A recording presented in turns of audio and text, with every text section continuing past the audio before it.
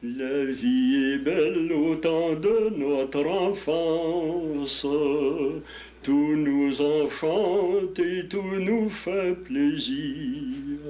En vieillissant, on se berce d'espérance et nous marchons de désir en désir. Comme une rose va fleurir notre jeunesse, mais tout se flétrit au cours de notre vieillesse, car sur cette terre, il n'est rien qui dure toujours. Comme une rose, on s'effeuille de jour en jour. On continue? Oh, non? Que c'est... Ben, c'est... Ça fait combien d'années vous la chantez, cette chanson-là? Ça fait au moins 60 ans. Vous chantiez beaucoup? Ben oui. Je veux dire, quand on apprend 2, 3 nouvelles chansons chaque semaine, dans, disons, ça a duré ce beau temps-là à peu près 6 ans. Ouh. Ouais. Ça en fait des chansons? Ça en fait. J'aimerais ça que vous me parliez un petit peu de votre jeunesse. Vous êtes arrivé ici en Abitibi en quelle année? Ça fait combien de temps que vous êtes par ici? Ça fait, il va y avoir 38 ans là, tantôt, là, au mois d'octobre. Il a dû s'en passer des choses en Oui, ça en est 38 ans. passé un peu. Sortant, c'est sûr. D'abord, en arrivant, il a fallu que je défriche pour construire ma maison. Je m'étais planté une petite tente là, pour mettre les outils à l'abri, pour pas y perdre. Puis après ça, je pensionnais chez un voisin. Oui, un bon voisin. C'était vraiment une grosse famille. On s'aidait dans ce temps-là. Oui, puis j'ai été tout seul. Ma femme a monté 2 mois après moi. Où elle était, votre femme? Elle était restée Lac-Saint-Jean, à Métabetchouane, au Lac-Saint-Jean. Mais pourquoi vous vous êtes envenu en Abitibi? Vous avez quitté le Lac-Saint-Jean, pourquoi? Ben, pourquoi? Parce qu'on avait une grande famille de garçons. Et il n'y avait pas beaucoup d'industrie encore au Lac-Saint-Jean dans ce temps-là. Surtout qu'il n'y en avait pas assez pour employer la main-d'œuvre qu'il y avait. Puis il n'y avait pas de terre pour s'agrandir. Toutes les bonnes terres étaient occupées, puis il n'y avait pas de terre pour s'agrandir. Alors, l'Abitibi, c'était le meilleur coin de la province de Québec pour s'établir en agriculture. Ah, vous étiez agriculteur? Ben oui, c'est pour ça. Ça a été la raison qui m'a emmené ici. J'aimerais ça que vous me racontiez un peu comment vous avez connu votre épouse. Comment ça a commencé, ça, les rendez-vous avec votre madame? Oh, ça a commencé d'abord, elle était orpheline, puis il y avait une de ses sœurs qui restait voisin de chez nous. À ce temps-là, sa sœur, elle commençait à élever une famille, puis il était cultivateur. Puis elle avait besoin d'une comment est-ce que c'est qu'on dit ça, en tout cas une servante. Elle avait besoin de vous parler comme dans le temps qu'on parlait, d'une fille engagée. Ouais. Ça fait qu'on est arrivé, je pense qu'elle avait 13 ans, hein? 12-13 ans. Comment quand tu es arrivé là? Oh, cette petite fille-là. Je vais vous dire, là, je n'avais pas d'affaires là. Des fois, j'étais trop vieux pour faire les commissions. Là, quand il y avait des commissions sur le voisin, ben, m'envoyait un plus jeune. Puis moi, ben, envoyait l'argent dehors. De temps en temps, j'envoyais tant du linge sur corde. Vous vous étiez réunis un peu, là? Ben, ça commençait. Mais vous l'avez choisi jeune, à 13 ans? Oui, mais si vous voulez, Mais je la voyais comme ça, puis c'est tout. Là, je pensais à rien encore dans ce temps-là. Oh! Oh, non, non, non. Ah, je pensais à rien tout. Vous aviez juste des bonnes idées. D'un coup, là, j'ai trouvé qu'elle commençait à embellir nous, que ces cas-là. Je la trouvais plus belle. Ah oui, d'une semaine à l'autre, là. Mais je n'y allais pas chez eux, j'étais bien trop gênant, bien clair. Aller voir une fille, là, ce que moi, m'a dit dire, puis qu'est-ce que je m'en vais le faire là. Ah bon.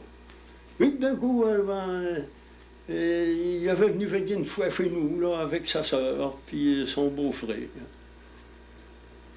Puis là, on avait parlé un peu, là, mais pas proche, on parlait pas tout bas, on était trop loin, on n'aurait pas compris.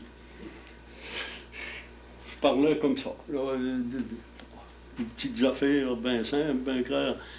Tatiban, sarcler des rangs de légumes aujourd'hui, puis des affaires comme ça. Tu sais. Vous n'avez pas commencé à y chanter à la pomme encore? Bon, dans ce temps-là, je pensais que c'était ça. Ah! Bon, écoute, quand tu ne veux pas renseigner, hein, Ben, c'est ça. ça fait que... Puis, une autre affaire, un autre moment, ben, t'es fou. T'as-tu renforcé tes fous comme il faut? Hein? Toutes sortes d'affaires de même, on parlait du jardinage un peu. Tu fais ça, parti là-dessus. Ouais. Là, après qu'elle était partie, il aurait bien dû parler plus que ça. Vous aviez des regrets? Ah, j'avais des remords de conscience terribles. Mais je dis, elle avait de l'air gênée aussi. Puis moi ici, j'étais bien gêné, ben hey, c'était pas drôle de parler à une petite fille. Puis de temps en temps, même nous regardant un peu, mais sa sœur, elle faisait pas de cas de ça. Elle, c'était bien normal. Même moi, là, je commençais à parler aux filles, là. Oh. Ouais, là, c'était sur Dieu. Ouais. Fait que ça a parti. J'ai dit, bon, ça a fait, je voudrais donc avoir une commission pour aller chez le gouvernement. Toujours, je pars comme ça, là, sans commission ni rien. Envers là. Je me mêlais par là tranquillement. Là. Puis je surveillais, ben, d'un coup, je l'aperçois, ben, je galerie. Ah ben là, je rentre le pas un peu. J'ai dit, pour tâcher de la voir en passant, on va peut-être pas rentrer dans la maison tout de suite. Fait que là, je me dépêche, je courais pas, mais pas plus, tu sais. Vous ne pas manquer. Imaginez-vous qu'elle m'attendait. Ah, vous attendez? Elle m'attendait. Elle n'était pas farouche, pas en tout. Là, j'ai arrivé, puis je rentrais dans le cour. Elle dit, viens t'asseoir un peu sur le gazon. Hein? Ah ben, elle disait, venez. Dans ce temps-là, on ne se tutoyait pas. Oh non. Puis je commençais bien qu'après que j'ai été marié, à tutoyer. Oh oui. Puis elle aussi. Puis encore, ça nous venait de dire toi et puis hein. Ça nous venait. Que vous compte là, ça s'est passé comme ça. Toujours, je m'assieds un peu sur la galerie. Je disais, beau. Ah, mais toujours, son beau-frère arrive. C'est un homme qui était bien fou, l'histoire, toutes sortes d'affaires. Ça fait que, d'un coup, je m'aperçois bien que la petite brunante est arrivée. Oh, ben là, du coup, il faut m'en aller. J'ai dit, moi, je vais me disputer. Elle sait pas, elle dit que j'ai dit que je suis rendu ici, là. Elle me dit, ah ouais, t'inquiète. J'ai dit, maman.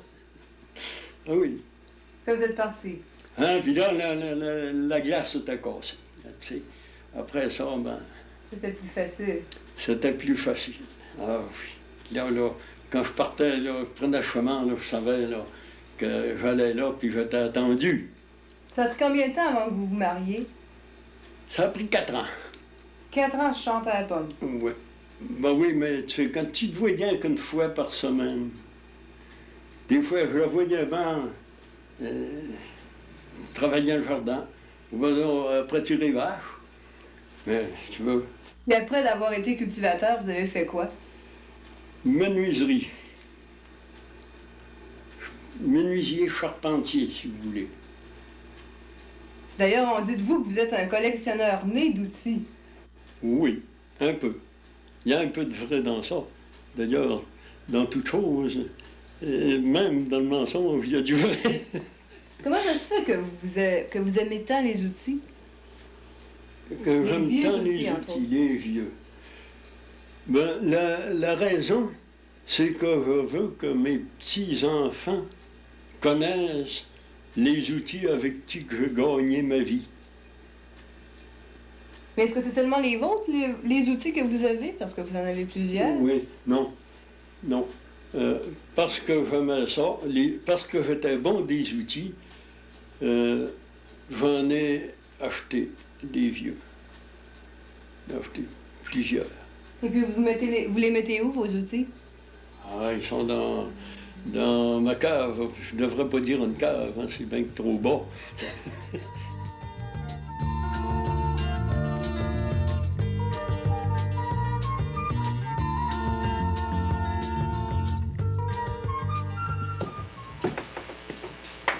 Vous les mettez où, vos outils? Ben, ça dépend que mes vieux. Oui, Ah, ils sont là, là. Ils sont tous là, là. Vous pouvez. Il y a des coins qui ont l'air intéressants. Oui. Au plafond. Il y a des Vous voulez cachettes, en hein? voir? Il y a des cachettes. Vous voulez en voir? Ah, Oh, c'est Voilà. intéressant. voilà. Oh, voilà. Là, une belle, là. Ça, c'est des cloches à quoi? Des cloches à vache. Ah bon. Oh, Vous en avez partout? oh, ben, c'est mes outils de forgeron. Dans mes heures, j'ai été forgeron. Ça, c'était pour travailler le fer. Ouais, pour tenir le fer quand il était chaud. On tient le fer avec ça, puis on bat sur l'enclume. Et puis ça? Ça, c'est encore un coin qui sert dans le bois, pour relever un arbre qui penche sur le mauvais sens, puis qu'il faut relever absolument. Parce que dans le bois, il faut tout le temps laisser tomber ça, d'où que ça veut aller. Je pense que vous allez vite. On a dit vous l'oubliez ici. Là. Qu'est-ce que c'est? Ici, là. Ça Ça, m'intéresse. c'est un fer à souder. Un fer à souder. Ouais, c'est un de mes oncles qui m'avait fait ça. Ah. Oui. Il avait ramassé quand il avait fait une ligne électrique au Lac-Saint-Jean, là, quand Saguenay Développement, là, quelque chose de même, là, à l'île Maligne. Ils ont monté l'électricité par chez nous. Puis ça, c'est des bouts de fil que mon oncle avait ramassés au pied des poteaux, là, quand le travail a été fini. Puis il a fait fondre ça, puis... Ça, là, la petite cuillère, c'est pas pour travailler le bois.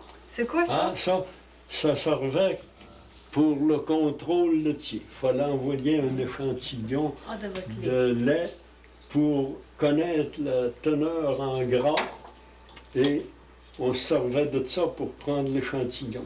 Vous avez de quoi en masse pour vous défendre? Oh, C'est quoi ça? ça c'est pour sortir des gros poissons de l'eau. Ah bon, vous alliez à la pêche. Non, je m'étais. Ah. Et j'avais un garçon qui y allait. Puis c'était organisé ça, là. Vous avez d'autres panneaux en haut. Ah ben oui. Qui est-ce qui vous a organisé ça comme ça? Ça, c'est un de mes petits-fils qui m'a fait penser à ça. Je n'avais, puis je n'avais, puis je savais plus où mettre ça. Il dit, papa, il dit, si tu mettais ça au plafond, je dis, comment je vais mettre ça au plafond? Il dit, t'as des vieilles plans en masse, là. Il dit, oui, donc, il dit, fais-toi donc des panneaux. Il dit, accroche ça là. Et des vieilles clés anglaises. Oui. Oui. Parce qu'ils sont vieilles, les clés, les clés. Ça c'est vieux. Ça, c'est dans les premiers que j'ai connus. Ceux-là sont venus après. Ah, ceux-là, quand ils sont arrivés, ça, c'était une perfection. La modernisation. Avec ceux-là, tu sais, t'allais pas dans les coins tant que tu voulais, mais avec ceux-là, là, avec le manche-croche, là, ben, tu pouvais... Mais il s'en fait plus de ça? Oh, ben non, il s'en fait plus, on s'en va. Le manche-croche, là? Non, il s'en fait plus. Eh ben. Mais il se fait des outils bien mieux que ça. J'étais un peu curieuse, là. J'ai hâte de toutes les voir. Ah oui. Ah oui. Des patins. Non, Oui. c'est pas des patins. C'est quoi? Ça, c'est des formes pour réparer chaussures. Tu, Avec le marteau. tu mets ça là-dessus, là, Oui. puis après ça, tu rentres ta chaussure là-dedans. Puis autrefois, bon, on se réparait avec des briquettes. Hein, quand on a une semelle qui décollait, puis on n'était pas chaussé comme aujourd'hui non plus. Fait que, on pouvait se faire des petites réparations avec ça, en tout cas, pour être capable de se rendre chez un cordonnier pour se faire réparer, au moins.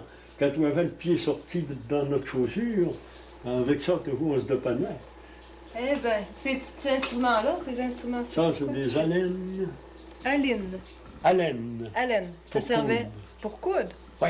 On met le fil où? Ça, c'est pas, ça, ce sera plutôt un perçoir. Ça, c'est une haleine. Celle-là. Celle-là, tu écroches. Mais où est-ce qu'on met le fil? Ah, on passe. On prend un poil de cochon là, qu'on met dans le bout de notre fil. Ben oui. Ah, c'était votre fil à l'époque. Puis après ça, perce ton trou, là, comme il faut. Puis après ça, vitement, avec un poil de cochon, ça crochit, là. Puis les crins de chevaux, puis tout ça. Non, non, pas des crocs de Ah, non. cheval, peut-être trop mou. Ça prenait, je dis du poil, moi, là, mais c'est de la chouette cochon. Dessus le dos, là, il y a un petit bout, là, drette entre les deux épaules, là. Oui. Il y a du grand poil, là, qui est long de même, puis qui est raide. Puis ce poil-là, tu le fais en deux. Tu le fais en deux, puis après ça, tu enroules le bout de ton fil là-dedans, puis après ça, tu le roules. Tu enroules ton fil autour du poêle pour un bon bout, après ça de long. Puis après ça, tu passes ton fil, puis tu repasses ton poêle dedans. Puis là, il peut plus se dérouler.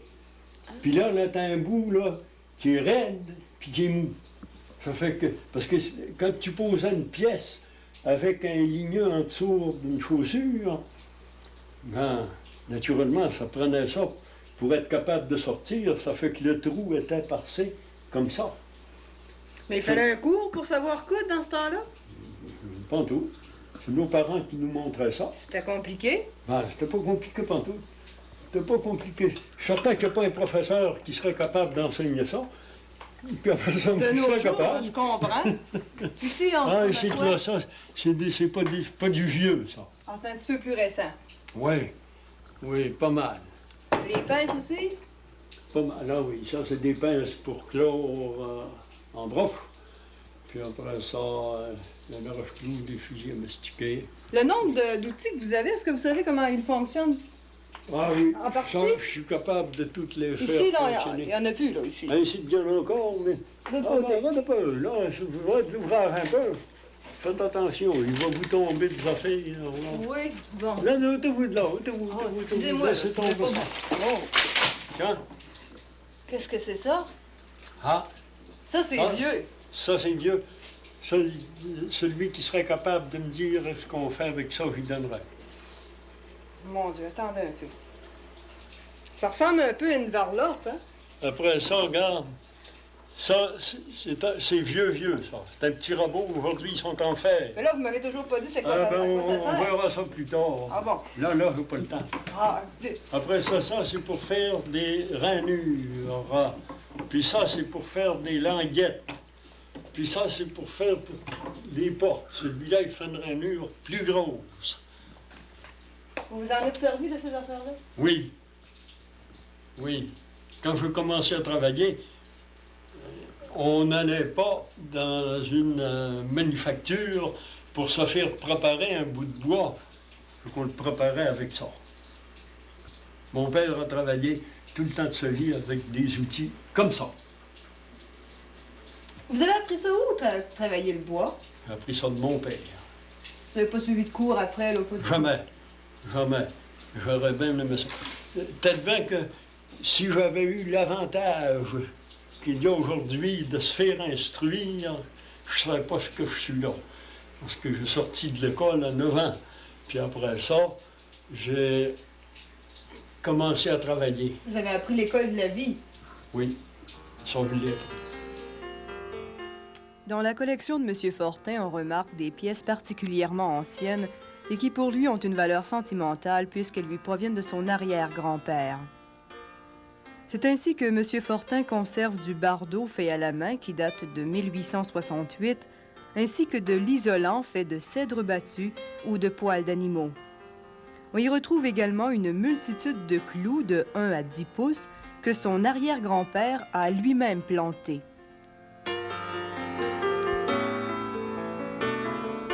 Un vrai collectionneur ne touche pas aux vieux outils.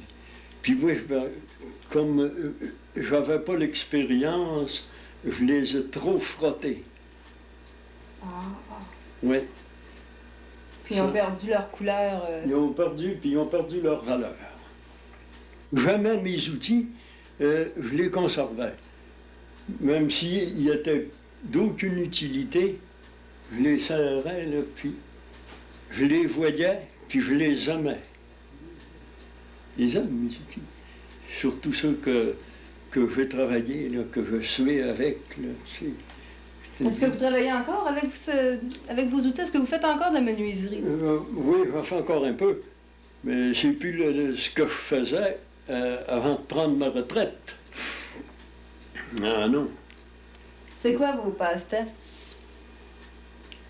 Des chaises, des balançoires, des tables, des décorations de cour un peu, là.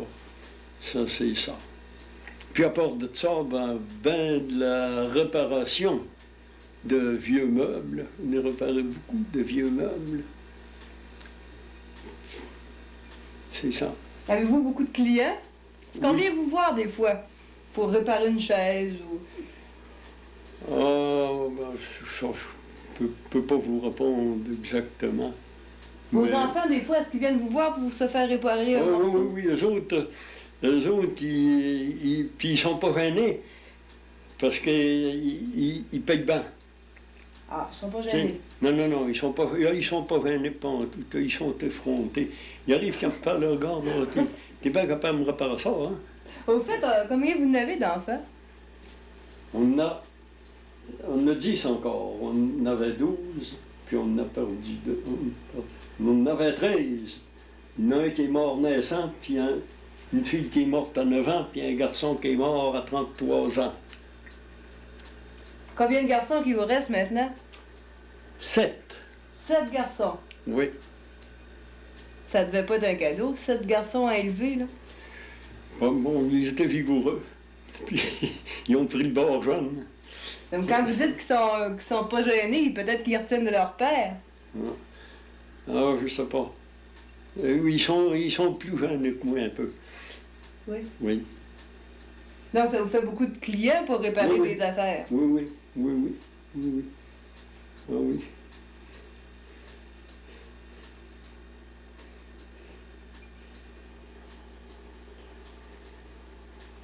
Maintenant que vos enfants sont tous partis, vous trouvez pas des fois les journées longues? Jamais. J'ai jamais une journée qui est trop longue. Jamais. C'est les nuits surtout qui sont trop longues.